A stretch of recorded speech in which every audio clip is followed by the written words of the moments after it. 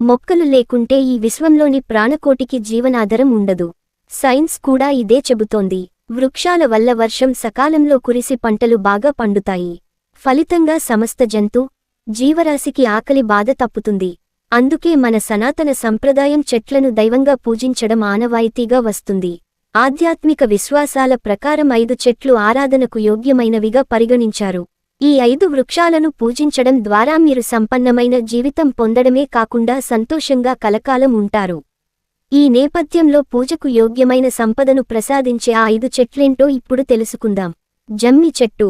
మన శాస్త్రాల్లో జమ్మి చెట్టుకు ఎంతో ప్రాధాన్యత ఉంది.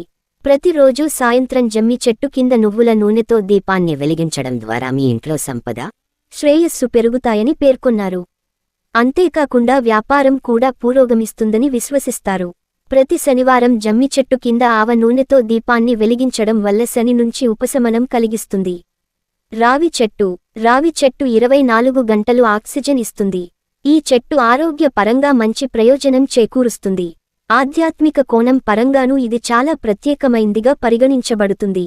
పితృదేవతలు రావి చెట్టుపై నివసిస్తారని, దీన్ని ఆరాధించడం ద్వారా మన ప్రార్థనలు నేరుగా చేరుతాయని చెబుతారు.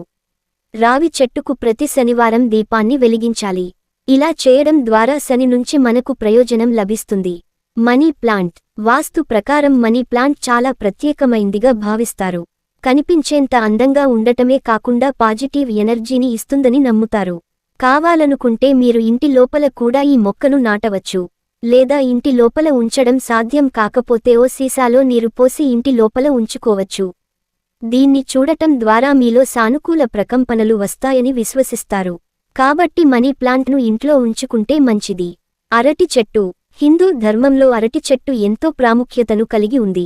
గురువారం అరటి చెట్టును ఆరాధించడం ద్వారా చాలా పవిత్రంగా భావిస్తారు. అరటి చెట్టును ఆరాధించడం వల్ల శ్రీహరి కూడా సంతృప్తి చెందుతాడని నమ్ముతారు. ప్రతి గురువారం మినపప్పు, బెల్లంతో అరటి చెట్టును పూజిస్తారు. గురువారం ఉపవాసం పాటించేవారు అరటి చెట్టును పూజించి నీటిని అర్పిస్తారు. తులసి మొక్క. తులసి మొక్క విష్ణువుకు ప్రీతికరమైందిగా పరిగణిస్తారు. ఇది లక్ష్మీదేవి రూపంగా భావిస్తారు. తులసి చెట్టు కింద రోజూ నెయ్యితో దీపం వెలిగించడం ద్వారా మీ ఇంట్లో సంపద పెరుగుతుంది. లక్ష్మీదేవి కూడా సంతృప్తి చెందుతుంది. తులసి మొక్కకు రోజూ క్రమం తప్పకుండా నీటిని అందించాలి. అయితే ఆదివారం మాత్రం తులసికి నీరును పోయకూడదని చెప్పబడింది. అంతేకాకుండా ఏకాదశి తిథిన తులసి ఆకులను తుంచడం కానీ, తీయడం కానీ చేయకూడదు.